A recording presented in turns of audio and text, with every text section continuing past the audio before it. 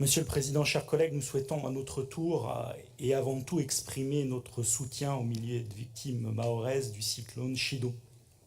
Nous nous associons pleinement à cette délibération sur table visant une première aide d'urgence, tâche immense qui s'annonce à Mayotte, et nous tenons à exprimer toute notre solidarité aux Mahorais, très loin de toute récupération politique éhontée, comme on a pu l'entendre tout à l'heure. C'est le cœur lourd que nous nous réunissons aujourd'hui dans ce contexte dramatique, marqué au global par des crises multiples et interconnectées. Urgence climatique. L'objectif plus 1,5 degré fixé par l'accord de Paris a été pulvérisé, chers collègues. Les inondations meurtrières de 2024 ou la situation à Mayotte nous rappellent que les catastrophes climatiques ne sont pas une menace lointaine, mais une menace systémique, sans frontières, qui frappe les plus fragiles. Contexte préoccupant couplé à une crise sociale qui s'intensifie et une crise politique qui fragilise nos institutions.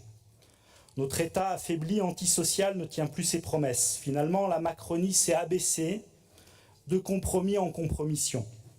Après 3 défaites électorales et une censure, la nomination du nouveau Premier ministre à mi-temps questionne à plusieurs titres.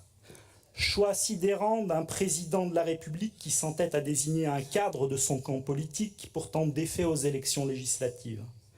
Peut-on citer une seule démocratie au monde où cela serait envisageable? Quelle légitimité démocratique pour ce premier et dernier soutien au président Macron?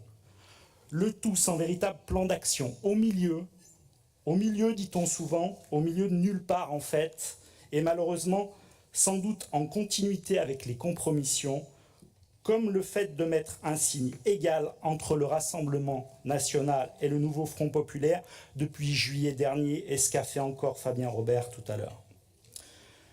Les maquettes des coupes budgétaires aux collectivités locales sont une attaque sans précédent contre les territoires. Seront-elles maintenues? Nos collectivités représentent 8% de la dette publique, mais 58% de l'investissement public, et même 70% si on exclut les dépenses militaires. Elle est où la cohérence?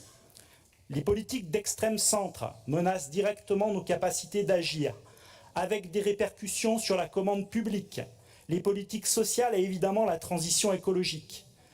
L'État veut faire les poches des collectivités. Mettre en panne l'investissement des collectivités, c'est inacceptable, car notre tissu économique et social risque véritablement de s'effilocher. Beaucoup à droite dans cet hémicycle dénoncent d'ailleurs les conséquences de ces choix budgétaires lorsqu'ils sont dans leur territoire, tout en soutenant ces mêmes politiques délétères à Paris, le tout sans sourciller. Croustillant, chers collègues, de vous voir proposer des amendements pour garantir des recettes par les mêmes qui voulaient assommer nos collectivités. Comme pour le Mercosur, double discours, ce bal d'échafouin, franchement, ça suffit. En fait, les droites refusent de taxer les ultra-riches, de rétablir l'ISF ou d'imposer les super-profits. Elles sabrent les dotations aux collectivités, réduisent le fonds vert, amputent les financements de la transition écologique, dont le financement des agences ou le plan vélo.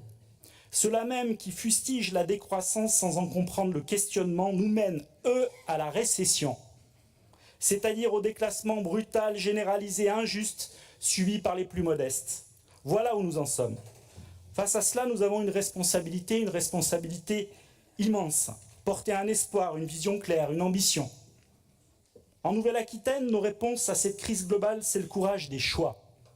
Nous refusons en conscience l'austérité pour accompagner cette République vivante que nous appelons de nos vœux.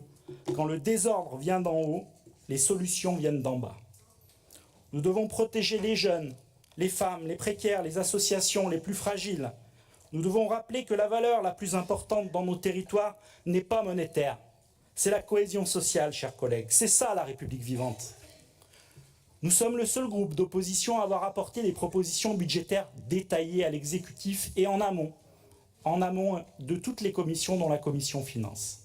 J'en profite d'ailleurs pour saluer la démarche constructive qui a permis de réunir la commission Finances plusieurs fois depuis fin octobre, en informant les élus au fur et à mesure et en permettant au groupe d'émettre des propositions. Sachez, chers collègues de la majorité, que nous sommes à vos côtés. lorsque vous soulignez factuellement dans la délibération du budget primitif vouloir, je cite, inscrire dans un décalage temporel certains grands projets, ou encore renforcer le moratoire sur les grands groupes. Vous avancez sur quelques sujets, dont Flying Wells, Tarmac, Voltaero par exemple, et c'est tant mieux. Nous constatons toutefois un gros coup de rabot sur de trop nombreuses lignes budgétaires essentielles. En effet, la question posée, ce n'est pas juste encadrer des dépenses, c'est réfléchir à la finalité de nos politiques, interroger la modernité et le productivisme.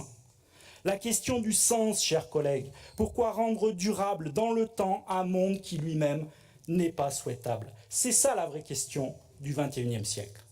Et nous regrettons qu'en choisissant le scénario budgétaire le plus pessimiste, vous nous mettiez en route le train crémaillère infernal. On baisse quasiment tous les budgets, alors le mouvement du convoi austéritaire est cranté en marche. Pour longtemps, il sera alors difficile de revenir en arrière. Vous pourrez ensuite relâcher du lest, mais ponctuellement, et le mal sera fait pour de trop nombreuses politiques dans nos territoires. Tout cela interpelle quant à vos affichages. La transition écologique n'est pas virtuelle, elle doit être grandeur nature. Votre stratégie d'accompagnement au changement, par exemple, c'est 0,5% du total budgétaire du pilier 4. Moins de 0,5% du pilier 4. Pour une politique notamment d'éducation à l'environnement, est-ce vraiment sérieux? Dans un monde où les températures ont franchi 1,5 degré, où les pollinisateurs indispensables à notre sécurité alimentaire s'effondrent, il est temps d'agir vraiment, pas en réalité augmentée, comme à Darwin pendant le festival Néoterra où l'on a pu observer des enfants affublés de ces casques de réalité augmentée, symbole terrible des œillères du technosolutionnisme qui risque d'enterrer pour de bon Néoterra. Ne serait-il pas plus pertinent d'investir les 500 à 700 000 euros de ce festival directement dans nos territoires pour rester ancrés dans le réel? Sur les raisons plus globales de la diminution du budget alloué à la ligne environnement biodiversité PNR, une interrogation. La baisse budgétaire prévue de 15% laissera-t-elle les moyens de créer les 3 nouveaux PNR, par exemple, que vous envisagez? Des marges budgétaires existent et permettent de cranter une vraie transition, c'est évident. Nous vous proposons toujours de geler les projets controversés comme GPSO. J'insiste sur cette notion de moratoire. Chers collègues de la majorité, nous sommes conscients de nos approches sont différentes sur ce dossier. Mais ce moratoire, c'est un outil de bon sens pour un débat démocratique éclairé. Nous vous proposons également la suspension de l'ouverture à la concurrence des lignes TER tant que son impact financier à moyen et long terme n'aura pas été évalué de manière transparente. Pour éviter de rendre durable un monde qui lui-même n'est pas soutenable, nous porterons des arbitrages budgétaires clairs. 1. Ne plus financer les multinationales agiteuses ou les activités anti-biodiversité et climat. Éco-socio-conditionnalité renforcée, avances remboursables plutôt que subventions, remboursement des aides en cas de délocalisation. Par contre, aide régionale priorisée aux PME, TPE, acteurs de l'économie sociale et solidaire, associations, culture, sport, jeunesse, formation professionnelle et TER, oui. 2. Favoriser l'agriculture biologique, sortir du stockage illégal. Et oui, Sainte-Soline était bel et bien illégale, elle est illégale de l'eau en pays de bassine, en respectant les derniers rendus de justice. Le Césaire note d'ailleurs, je cite, dans son travail sur l'AMI, l'abrogation de la majeure partie des éco-conditionnalisés des aides à l'hydraulique agricole a été faite de façon prématurée. Chers collègues, nous y sommes. Nous sommes bel et bien, effectivement, sur une maladaptation qui n'est pas en phase avec les enjeux, car Sainte-Soline, rappelons-le, est illégale.